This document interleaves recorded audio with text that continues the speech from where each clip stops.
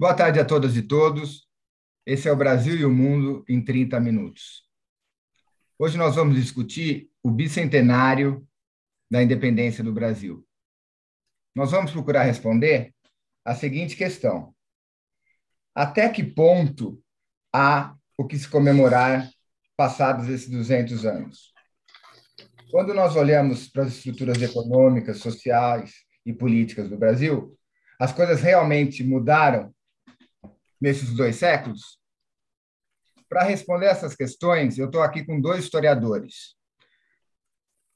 O Éder Luiz Martins, que é historiador pela Universidade de São Paulo, com mestrado e doutorado pelo Instituto de Economia da Unicamp, e o Lucas Janone Soares, que é historiador pela USP, com mestrado e doutorado também pela Universidade de São Paulo.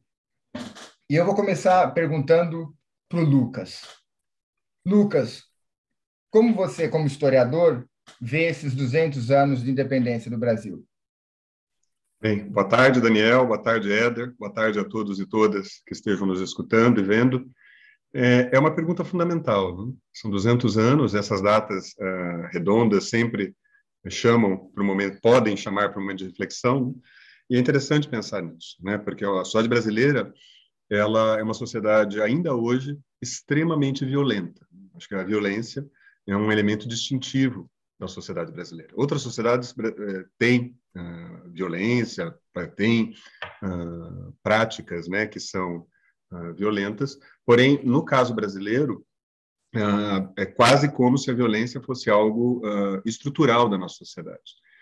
Eu tive que reler Maria Silva de Carvalho Franco, Alfredo Bozzi e Maria Silva, indicações, né, do meu bom amigo Márcio Fúncia, de discussões com ele também, de entender, né, a dimensão profunda que a violência tem na formação da sociedade brasileira.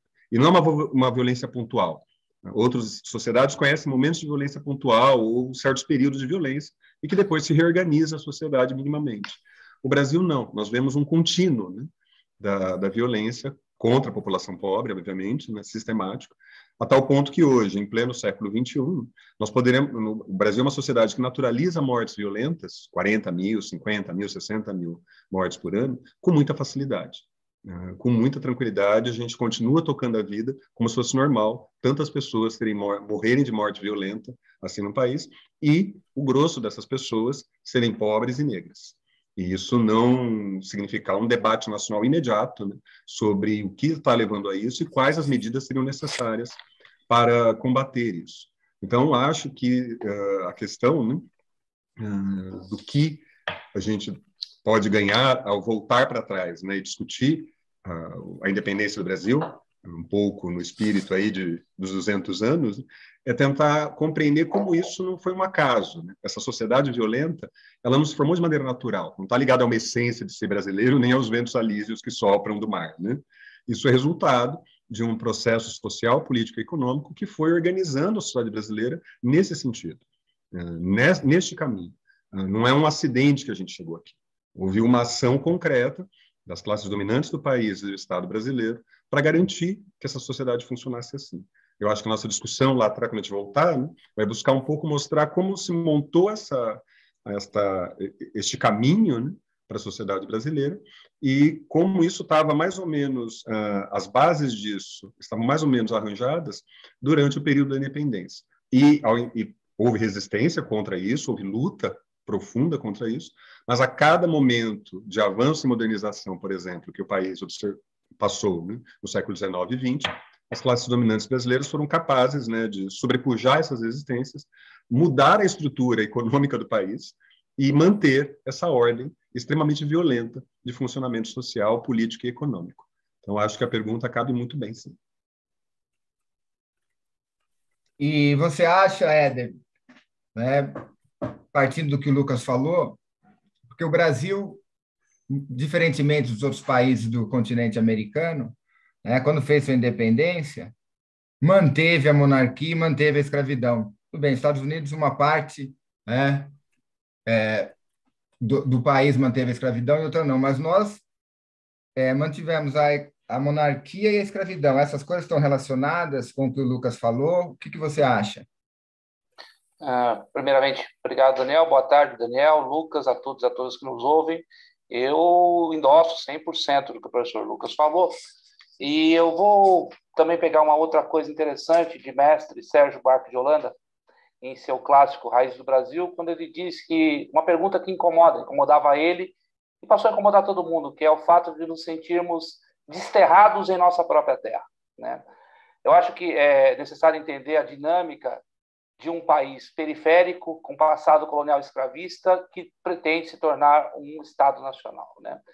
Eu acho que a primeira distinção a ser feita é uma coisa é a Constituição do Estado, que eu acho que 1822 é um ponto de partida fundamental. Outra coisa é a Constituição da Nação, e aí você esbarra fundamentalmente naquilo que o Lucas já disse, né? A construção do Estado Nacional por parte das camadas dominantes, e que é uma tônica nas independências da América, né?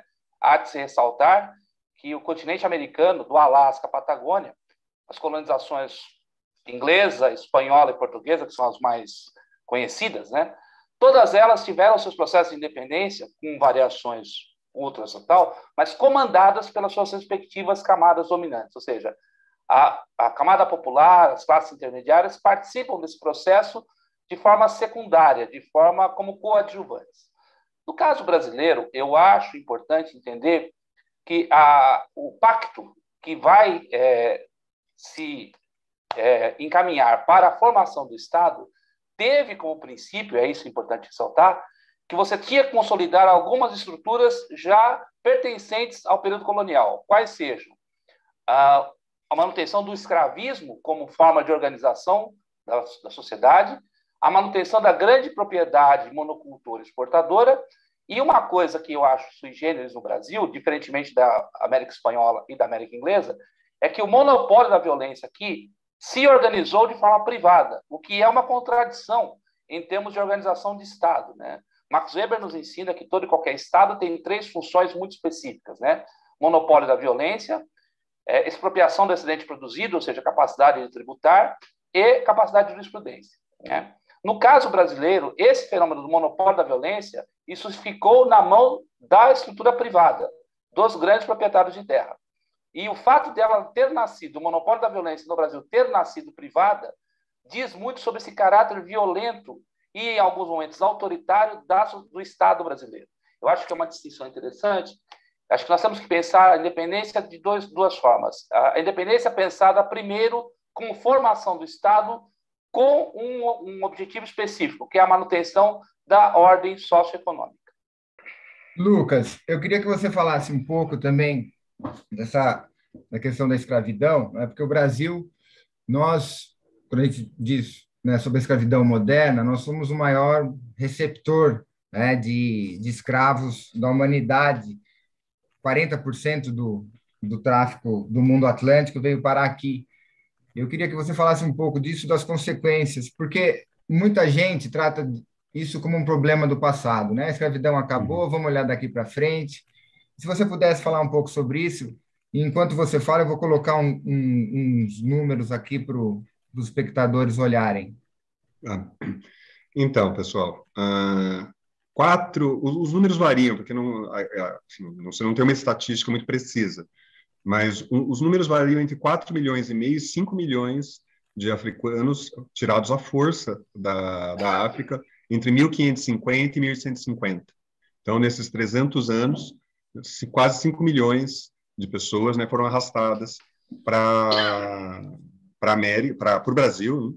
E foi o grosso, né? Nenhuma outra região das Américas recebeu tantos escravos. E mais do que a presença da escravidão, né? Acho importante o que o Éder falou, né, do escravismo. O que é o escravismo? É a escravidão se tornando algo sistêmico numa sociedade. Porque você pode ter um sistema, como em algumas regiões do Império Romano, por exemplo, que a escravidão era usada, por exemplo, nas grandes plantações. Mas nas cidades, você tinha uma dominância um pouco maior do trabalho livre. Você pode ter, então, situações em que você tem a escravidão e trabalho livre. Não era o caso aqui no Brasil. No Brasil, você tinha a escravidão como a forma geral do mercado, do regime de trabalho da sociedade. Então, das plantações de grande porte que produziam para exportação até o sapateiro da cidade, todos esses postos podiam ser ocupados por escravos e, no geral, eram ocupados por escravos. Você tem muitos relatos, por exemplo, da época colonial, da reclamação de governadores, enfim, e administradores portugueses, de que não conseguiam encontrar profissionais em certas áreas de trabalho, porque tão logo eles começassem, esses profissionais, um sapateiro, por exemplo, começava a ganhar algum dinheiro, a primeira medida que ele tomava era exatamente comprar um escravo e botar o escravo para fazer o trabalho e viver de renda, né, desse escravo. Então, a escravidão, ela ocupou um lugar estrutural na nossa sociedade por muito tempo, até perto do século XX, né, e deixou marcas, né, profundas na relação, por exemplo, que nós temos como sociedade, né, com o trabalho. A desqualificação do trabalho manual aqui é muito mais intensa do que em outras regiões da América, obviamente, porque o trabalho manual, por exemplo, é associado ao trabalho escravo, e o trabalho escravo é associado ao negro, né? E essa associação também que é fundamental, porque não é só um trabalho compulsório, é um trabalho compulsório que foi racializado. E qual que é o problema e a questão disso na independência? A independência era um momento para começar a fazer o acerto de contas com isso. Era um momento, por exemplo, de abolir a escravidão. E isso estava presente nos debates da independência. O José Bonifácio, né, o patriarca da independência, na Constituinte de 1823, escreveu páginas e páginas, enfim, participou dos debates parlamentares, explicitando claramente que ou a gente mantém a escravidão ou a gente constrói nação. As duas coisas não são compatíveis. A escravidão inviabiliza a construção nacional porque ela transforma uma parcela considerável da população em pessoas que não podem se transformar em cidadãos e cidadãs, que não podem ser alçados à categoria alçados, né, para a cidadania. Mesmo construindo a cidadania como uma formalidade burguesa, liberal, né? Nem essa formalidade burguesa e liberal poderia ser atingida por essas pessoas. E quando vem o processo de independência, a opção que as classes dominantes brasileiras fizeram, foi exatamente por manter a escravidão. Aliás, a manutenção da escravidão foi condição para a independência. E foi, portanto, um pilar para a construção do Estado brasileiro. Mas você pode imaginar, mas a nação não estava no horizonte dessas pessoas? Como um ideal abstrato, talvez, mas isso não interessa. Do ponto de vista da prática concreta e política dos construtores do Estado brasileiro, né, e depois dos gestores ao longo do século XIX e do XX, a nação, de forma prática, nunca passou de uma retórica.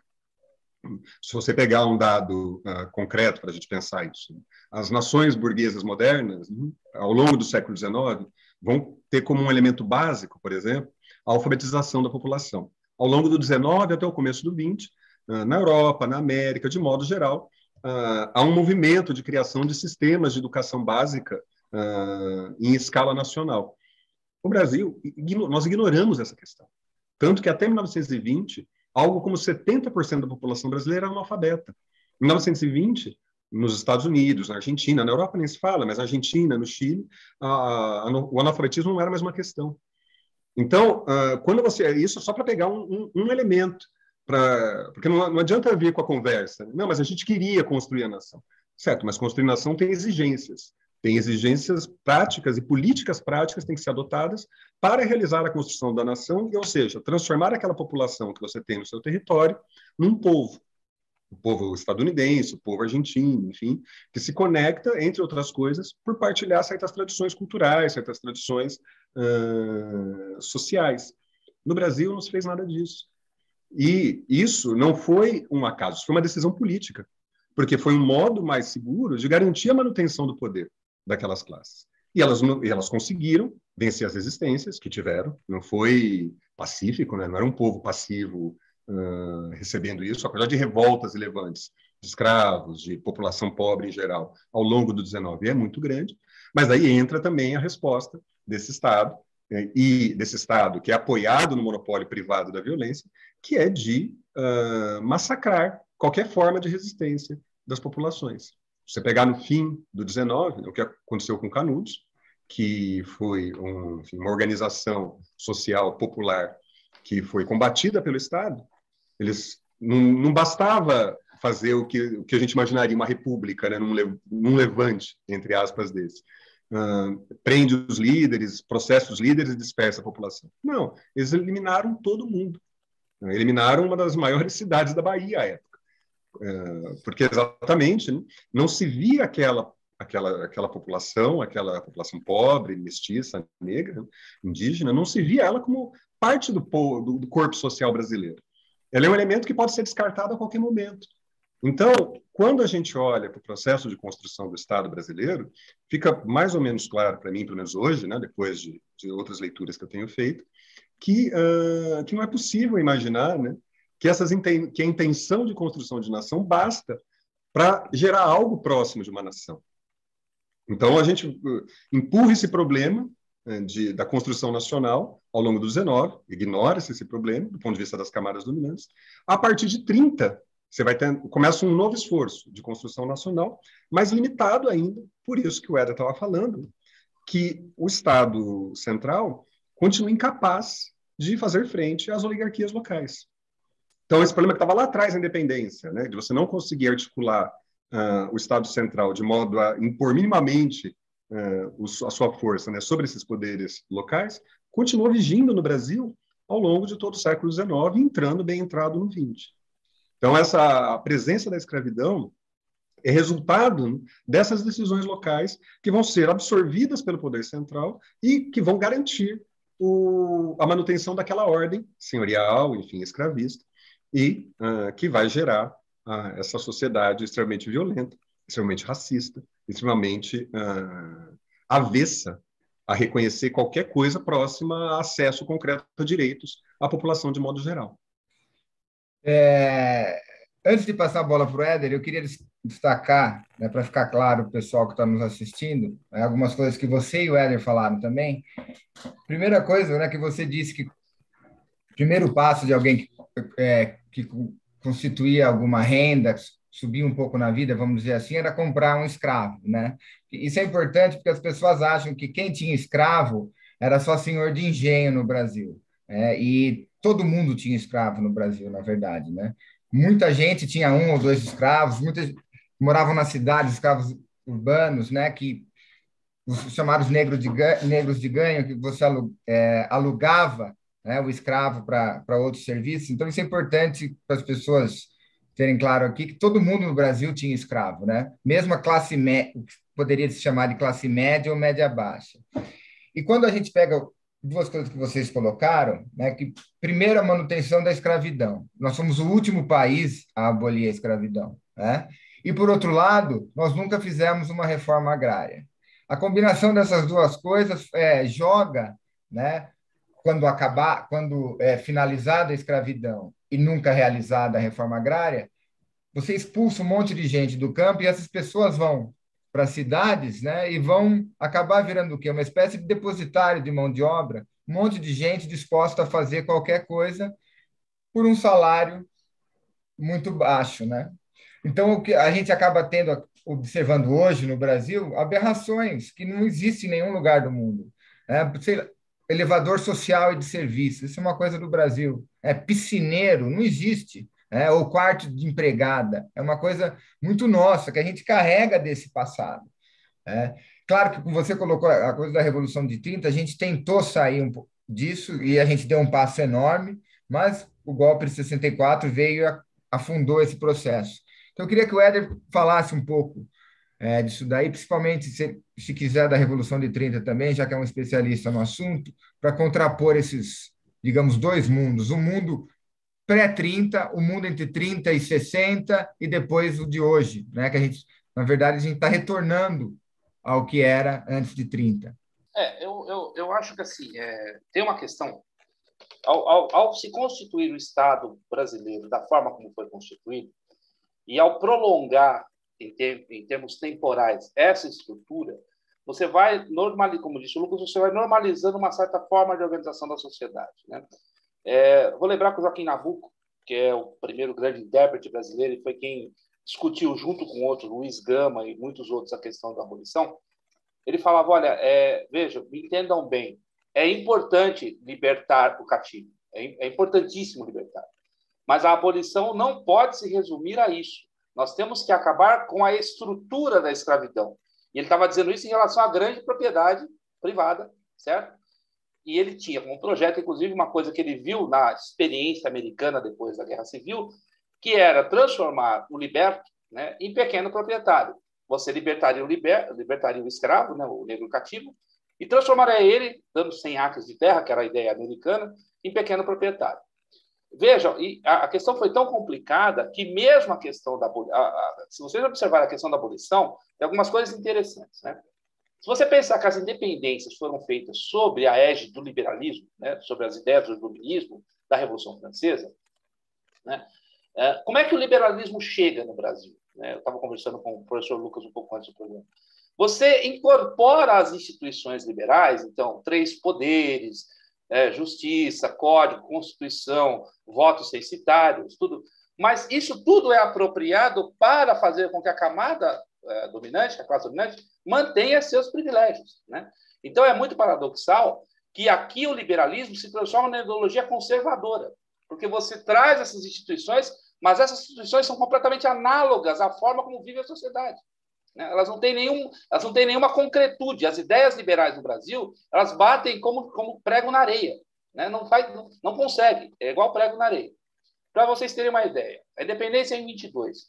O Brasil faz com a Inglaterra, que foi a grande patrocinadora, tanto da queda do antigo regime por conta de Portugal quanto da independência, 3 tratados de extinção da abolição do tráfico. Um em 26, um em 31, e somente em 1850, com a Lei Eusébio de Queiroz, depois que a Inglaterra ameaçou bombardear o porto do Rio de Janeiro em 45, num fenômeno histórico chamado como Bill Aberdeen, né? Só em 1850 é que o governo brasileiro realmente impôs a Lei Eusébio de Queiroz, que suspendia o tráfico. Porque é importante ressaltar, a manutenção do escravismo, se você olhar em relação à dinâmica do sistema colonial, ela se faz porque o tráfico de escravos é extremamente rentável.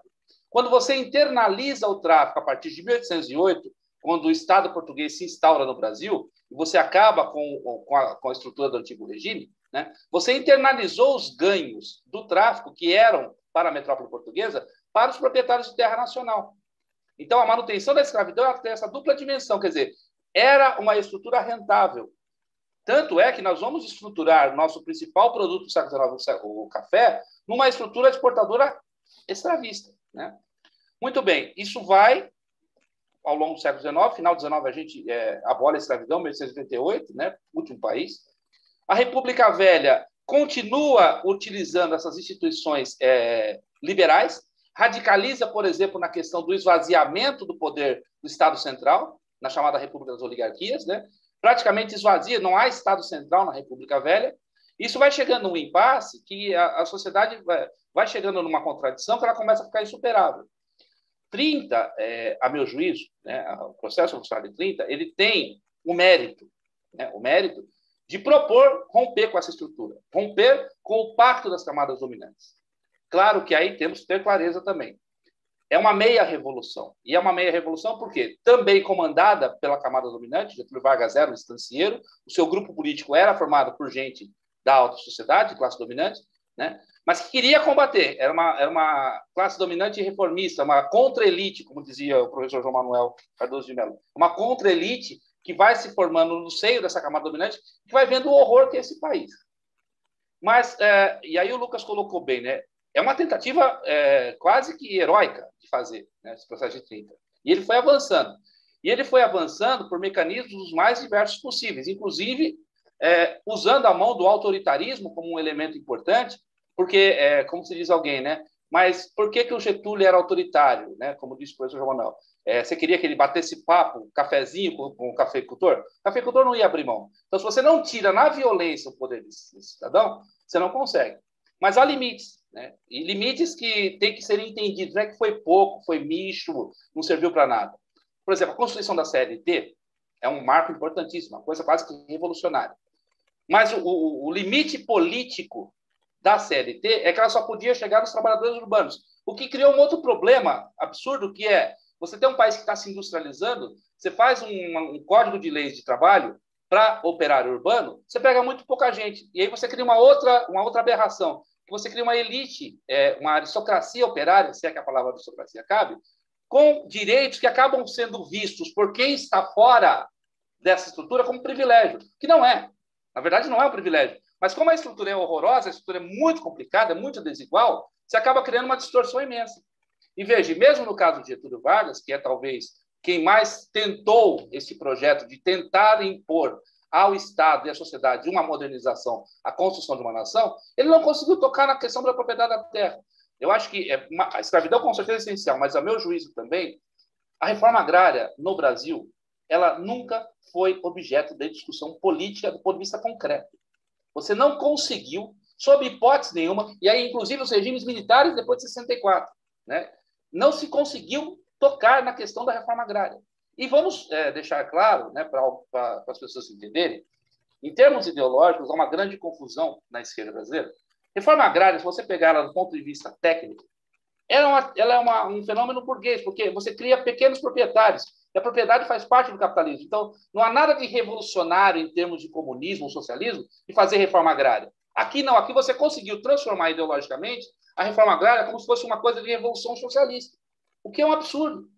A reforma agrária, a Coreia foi o último país a fazer reforma agrária nos anos 50, com a ajuda dos americanos, porque sabia que se não fizesse reforma agrária, não iria avançar.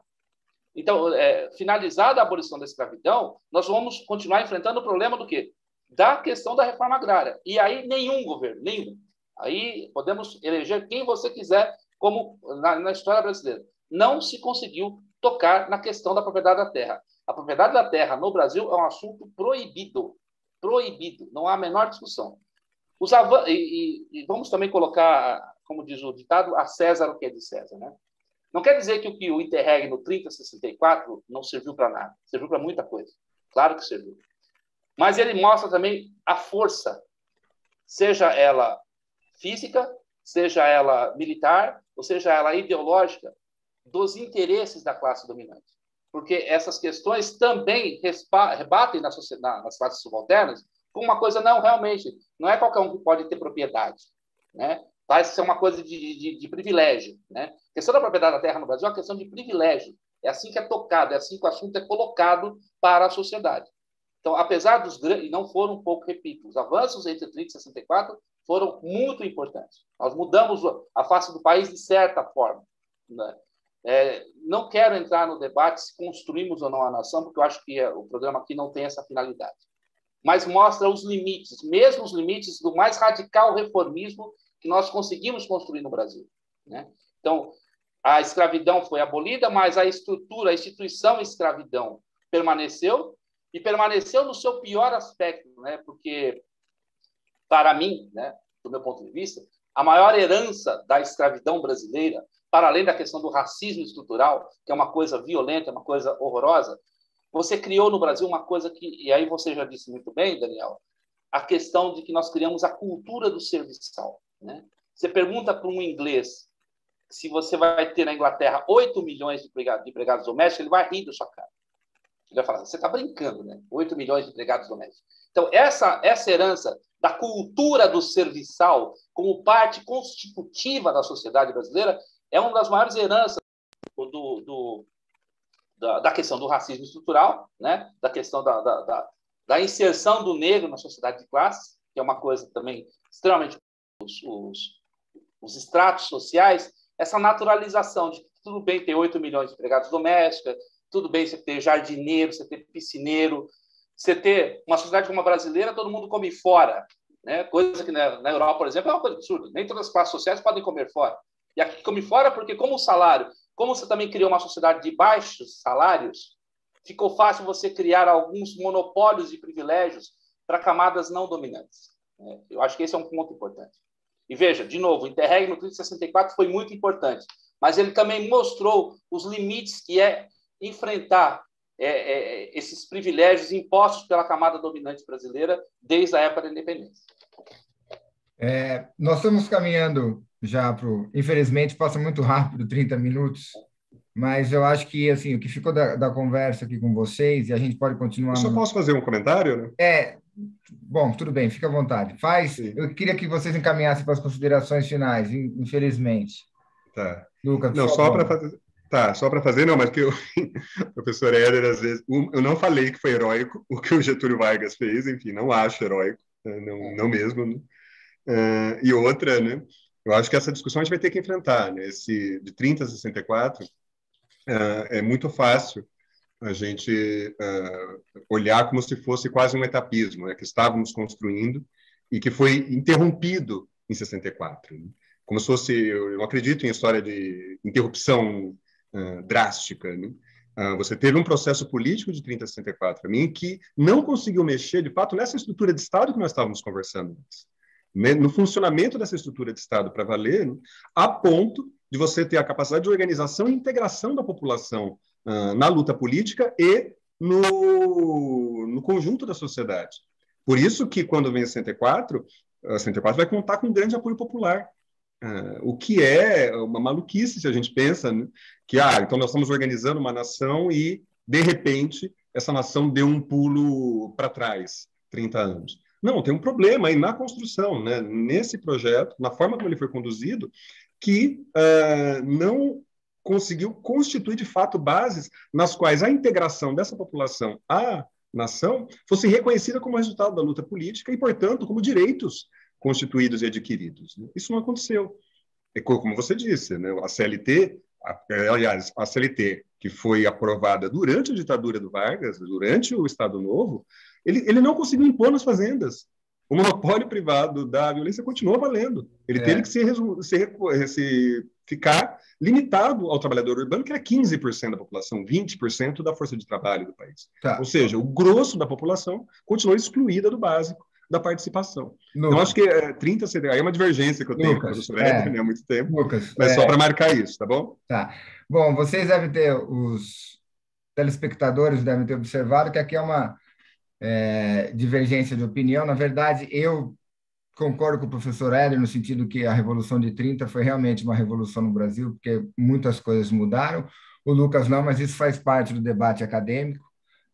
Eu gostaria de agradecer a presença de vocês dois, Éder e Lucas, a presença de todos que estão nos assistindo. Curtam o nosso canal, espalhem nas suas redes e até a próxima quarta. Um abraço a todos e todos. Obrigado, um abraço a todos. Tchau, tchau. Obrigado, tchau.